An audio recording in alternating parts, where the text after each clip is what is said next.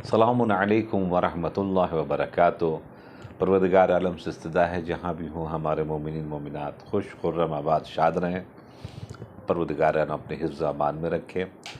آج آپ کی خدمت میں ایک عظیم ترین نعمت جو ہمارے اہل بیت علیہم السلام کے شان میں نازل ہونے والا سورہ، جس کو سورہ دہر بھی کہتے ہیں، سورہ انسان بھی کہتے ہیں، دوستو پروردگار عالم کی طرف سے یہ نازل ہوا، تیسرا حل عطا بھی کہتے ہیں۔ تو پروردگار عالم نے اہل بیت علیہم السلام کے اس عظیم ترین کام کے اوپر نعمت کی شکل میں اس سورہ کو نازل کیا، جس کے شان نزول کے لیے ابھی میں آپ کی خدمت میں عرض کروں گا۔ چونکہ بہت سے ہمارے دوسرے بھائی جو مسلمانان ہیں وہ اکثر و بیشتر پوچھتے رہتے ہیں اہل بیت کے شان میں کون سی سورہ، کون سی آیت نازل ہوئی ہے، کون سی آیت نازل ہوئی ہے۔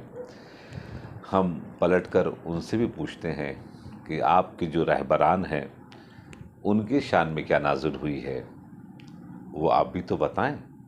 مگر ہاں چلیں، ہم اہل بیت علیہم السلام کے شیدائی ہیں، ان کے چاہنے والے ہیں، تو لہٰذا ہم اپنے اہل بیت کے شان میں جو گفتگو ہوئی ہے تفسیروں کے ذریعے سے، روایات کے ذریعے سے جو ہم تک پہنچی ہے، وہ آپ کی خدمت میں پیش کروں۔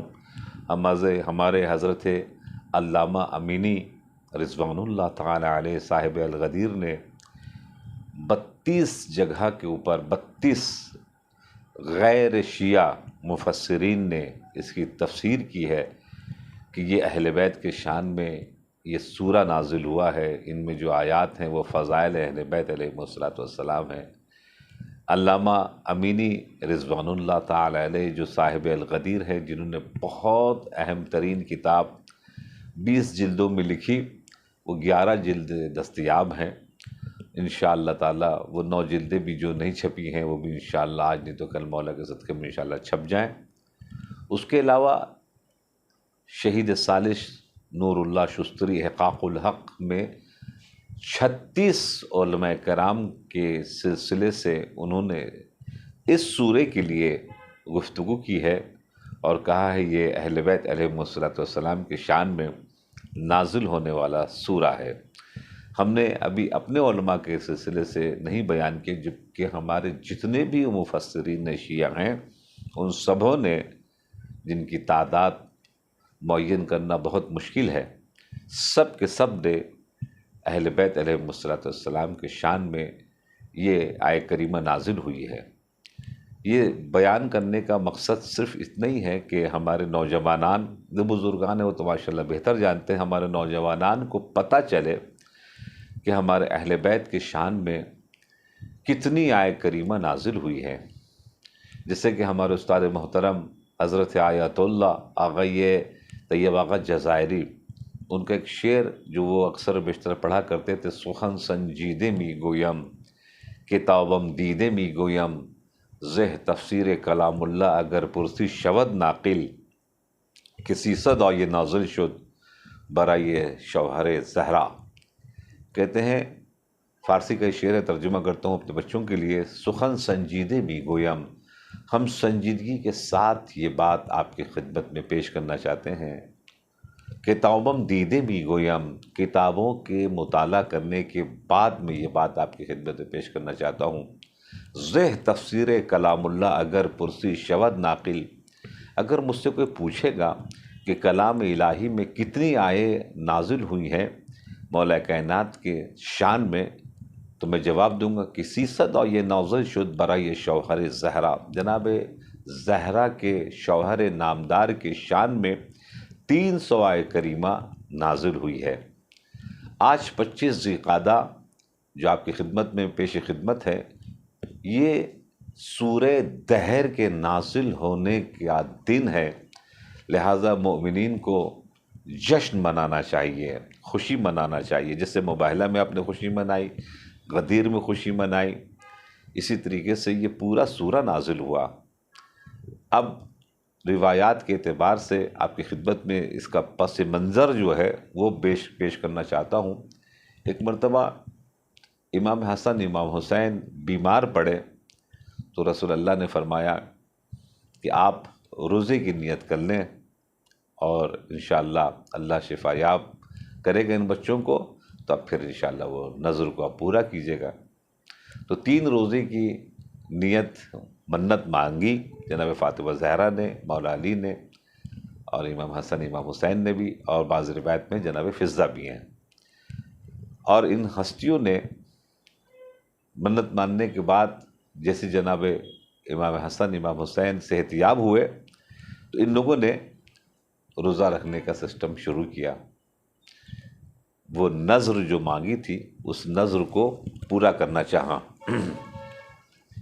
تو خدمت میں آپ کیس کریں کہ پہلا روزہ جیسے ہی رکھا، اور آج کے زمانے کے طرح نہیں کہ ماشاءاللہ سے لوازمات اور بہت سے نعمتیں دسترخوان کے اوپر موجود نہیں، اس زمانے میں صرف پانی اور جو کی روٹی یہ تیار ہوئی۔ کس کے لیے یہ تیار ہوئی؟ تاکہ افطار کیا جا سکے، اور افطار میں وہ انتظامات جو اہل بیت علیہ السلام کے گھر میں ہوا کرتا تھا وہ ہو۔ جیسے ہی افطار کا ٹائم آیا، یہ تینوں ہستیاں افطار کرنے کے لیے بیٹھیں کہ ایک مرتبہ ایک سائل نے جواب دیا، آواز لگایا کہ میں مسکین ہوں۔ بعض روایت میں ہے کہ یہ فرشتے تھے، مسکین کی شکل میں ظاہر ہوئے، اور جیسی مسکین کی آواز آئی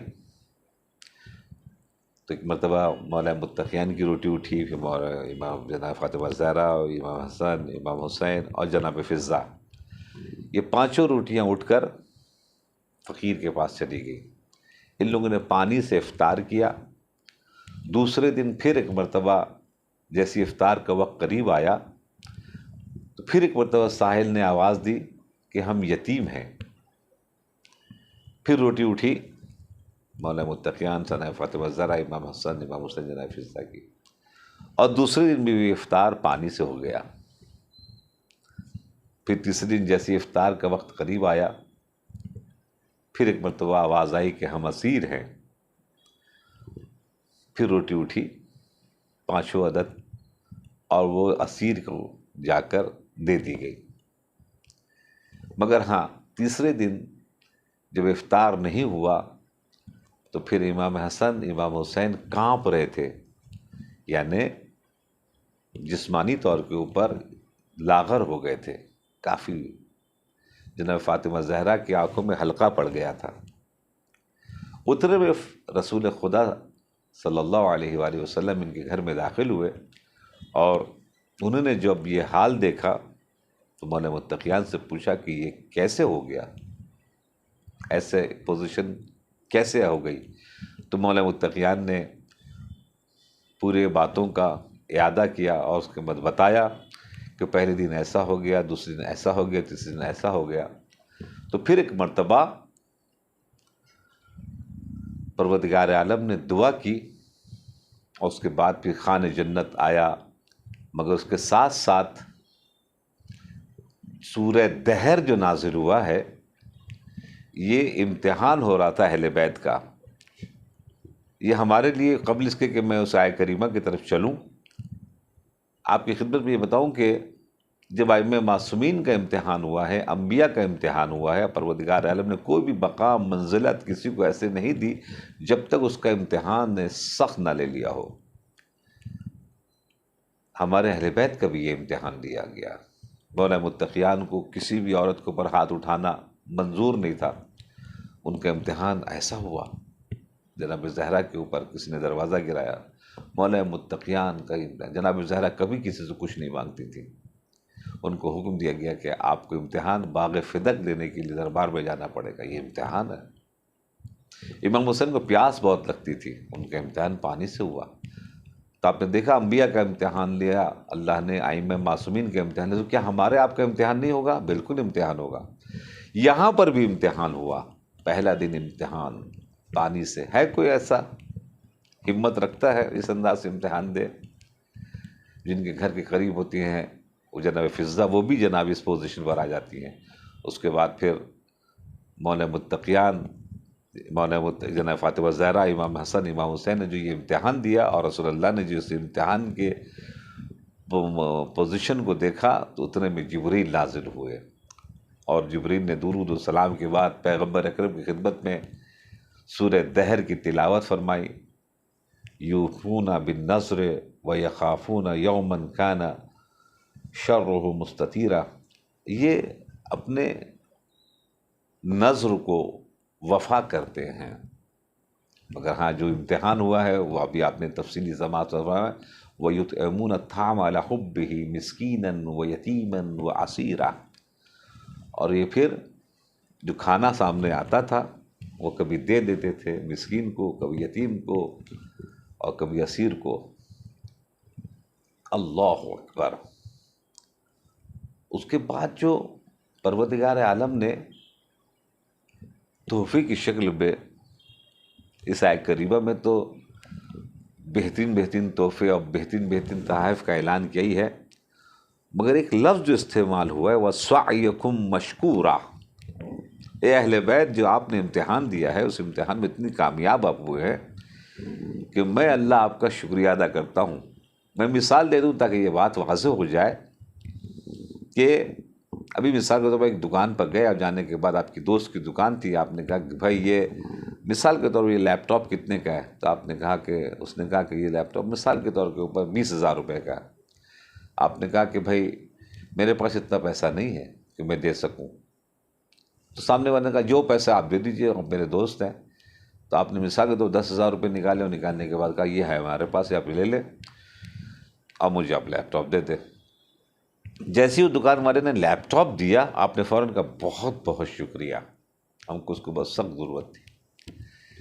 یہ اگر اگر کہتا 20,000 روپیہ ہے اور آپ 20,000 روپے جیب سے نکالتے اور دے دیتے تو پھر سبحان اللہ دونوں خوش ہوتے، تھینک یو وغیرہ ہوتا۔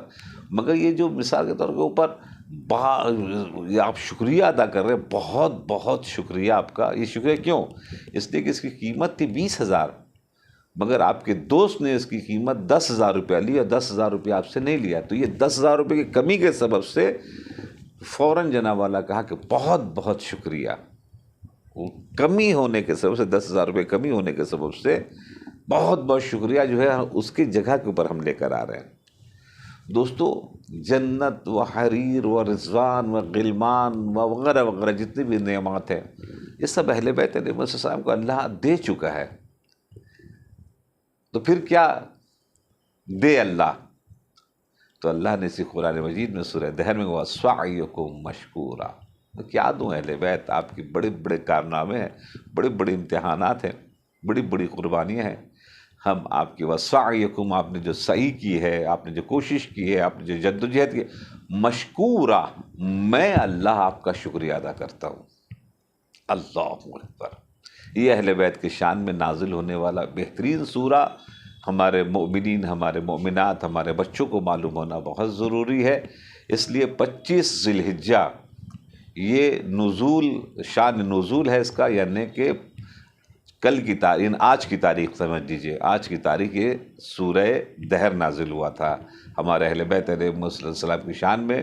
اس لیے میں نے سوچا کہ اپنے بچوں کو اس کی ذرا سا بیک گراؤنڈ، اس کی تفصیل ذرا بچوں کو بتاؤں، تاکہ ہمارے بچوں کو علم میں اضافہ ہو، تاکہ جو آج بہت سے دشمنان اہل بیت پوچھتے ہیں اہل بیت کی شان میں کون سی آیت نازل ہوئی، اہل بیت کی شان میں کون سی آیت، تو ہمارے بچے اس سورہ دہر کو پیش کر سکے۔ وَسَعْيُكُمْ مَشْكُورًا۔